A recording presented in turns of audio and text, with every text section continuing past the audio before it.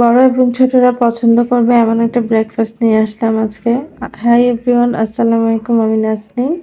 তো ব্লগটা শুরু করা যাক। ফার্স্টে একটা ফ্রোজেন পরোটা ফ্রাই প্যানে হালকা একটু তেল দিয়ে দিয়েছি। তেল না দিলেও চলে, কিন্তু যেহেতু আমি পরবর্তীতে ডিম দিয়ে ইউজ করবো সেজন্য তেলটা দিলাম।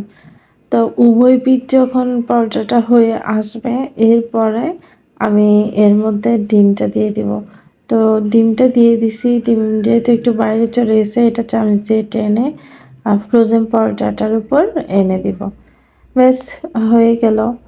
তারপর এটা উল্টে পাল্টে দিব। আগে এক পিঠ ভালো করে হয়ে আসুক, তারপর মানে একটু ভালো করে নিচের পিঠটা হয়ে আসলে আবার উল্টাই দিব এটা।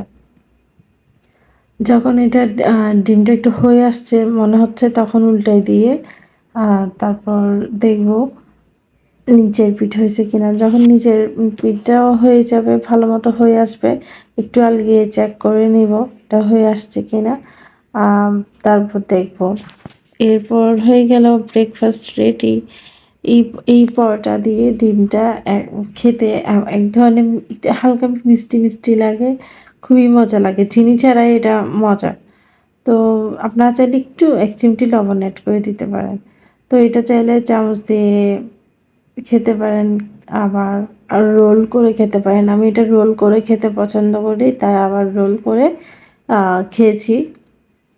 এটা আবার রোল করাটা আমি আপনাদেরকে দেখিয়ে দিচ্ছি, ইজি একদম। তো আপনাদের কাছে আমার এই সহজ রেসিপিটা কেমন লাগছে জানাবেন। আর কোন ধরনের ব্লগ পেলে আপনাদের ভাল লাগবে সেটাও জানাবেন। আসসালামু আলাইকুম।